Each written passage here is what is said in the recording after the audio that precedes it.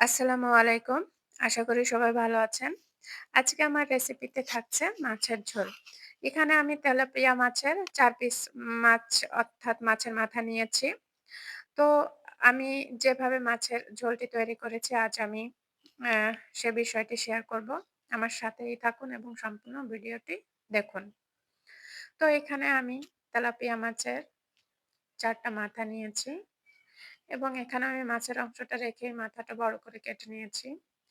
এখানে নিয়েছি ফুলকপি, লাউ, ১ টা আলু এবং ১ টা টমেটো। এবং এখানে নিয়েছি আমি পেঁয়াজ, ২ টা শুকনা মরিচ।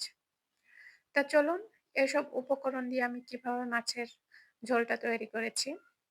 এখানে আমি একটি প্যান গরম করে পরিমাণ মতো তেল নিয়ে নিলাম। তেলটা গরম হলে এখানে পেঁয়াজ কুচিটা আমি ভেজে নিব। অনেকেই শুকনা মরিচের গুঁড়া ব্যবহার করে। সেটার অপশনাল হিসেবে আমি এই পেঁয়াজের সাথে ২ টো শুকনা মরিচ এভাবে ভেজে নিই। তো এরকম কালার চলে আসলে আমরা পেঁয়াজ ভাজিটা তুলে নিব। তো এই পেঁয়াজ ভাজিটা আমি ১ চা চামচের মতো জিরা নিয়ে পাটায় পেস্ট করে নিব। এটা ঝোলের একটা মসলা যেটা পরে ব্যবহার করব। এ পর্যায়ে আমি কড়াইটা খুব ভালো করে গরম করে নিয়েছি হাই হিটে যেন মাথাগুলো লেগে না যায়। তো এখানে আমি এভাবে মাছের মাথাগুলো ভেজে নিব।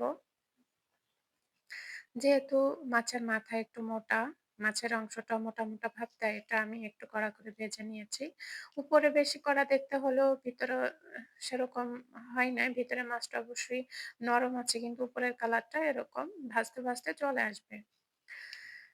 তো এই তেলে আমি এখানে এড করে দিব আমার কেটে রাখা সবজিগুলো। এখানে তো দেখতেই পারছেন আমি কি, কি সবজি নিয়েছি এবং আমি বলেও দিয়েছি। ফুলকপির কিছু ডাঁটা ছিল। আ কচি ডাঁটাগুলো এখানে আমি এড করে দিয়েছি। এখানে দিয়ে দিলাম স্বাদমতো লবণ এবং দিয়ে দিব পরিমাণ মতো হলুদ। তো এগুলো আমি খুব ভালোভাবে তেলের সাথে কষিয়ে নিব। এ পর্যায়ে তরকারিটা খুব ভালোভাবে কষিয়ে নিতে হয়।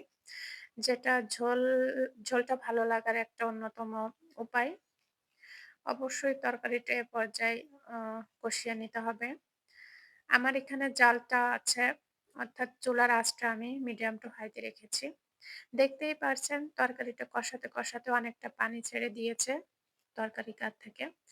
এ পর্যায়ে আমি এখানে আমার ভেজে রাখা মাছের মাথাগুলো এরপর দিয়ে দিব।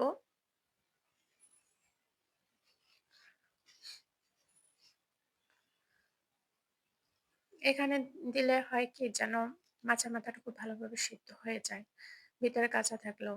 তো সম্পূর্ণ উপকরণগুলো তরকারি এবং মাছের মাথা এগুলা খুব ভালোভাবে যেন সিদ্ধ থাকে, কাঁচা, কাঁচা কোনো ভাব না থাকে এর জন্য আমি এখানে পরিমাণ মতো পানি দিয়ে ঢেকে দিব। যেন সবগুলো উপকরণ খুব ভালোভাবে সিদ্ধ একটা ভাব চলে আসে। তো এভাবে আমি ৫ মিনিট জাল দেওয়ার পরে ঢাকনা তুলে একটু নেড়ে নিব।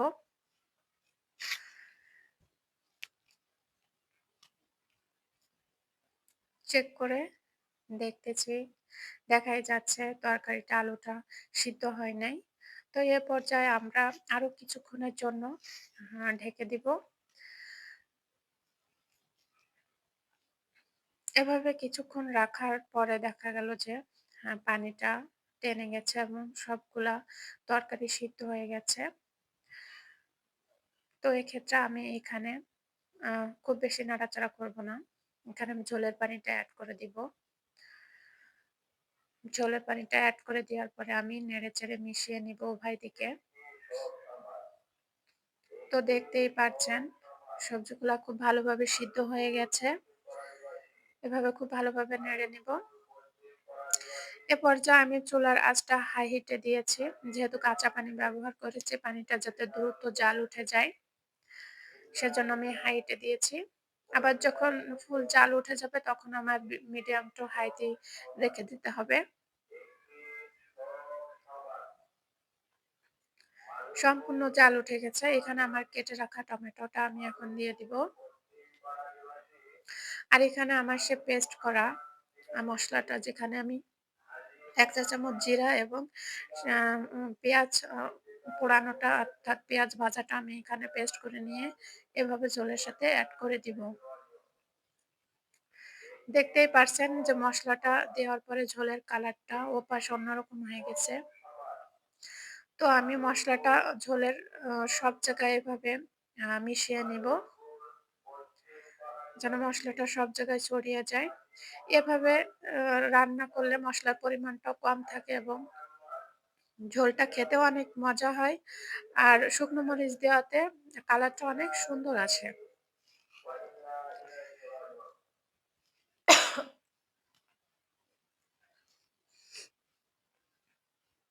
তো আমার ঝোলটা প্রায় হয়ে গেছে। মসলা দেওয়ার পরে প্রায় ২-৩ মিনিট এভাবে জ্বালিয়ে নিতে হবে। তো এ পর্যায়ে আমি আমার জালটাও অফ করে দিব। কেননা ঝোলটা অনেকটা গাঢ় হয়ে আসছে।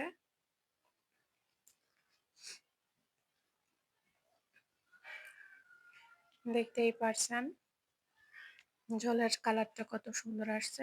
তো একটা কথা যে আমার ভিডিওটা যদি আপনাদের ভালো লেগে থাকে তাহলে অবশ্যই লাইক করে যাবেন আমার ভিডিওতে। আর আমার পাশে থেকে অবশ্যই আমার চ্যানেলটি সাবস্ক্রাইব করবেন। তো পর্যায়ে আমি একটি বলে এটি সার্ভ করে নিয়েছি। দেখতেই পারছেন যে কতটা ন্যাচারাল কালার আসছে ঝোলটায়। তো আবারও বলছি যে আমার ভিডিওটা ভালো লাগলে অবশ্যই লাইক করবেন। ধন্যবাদ সবাই।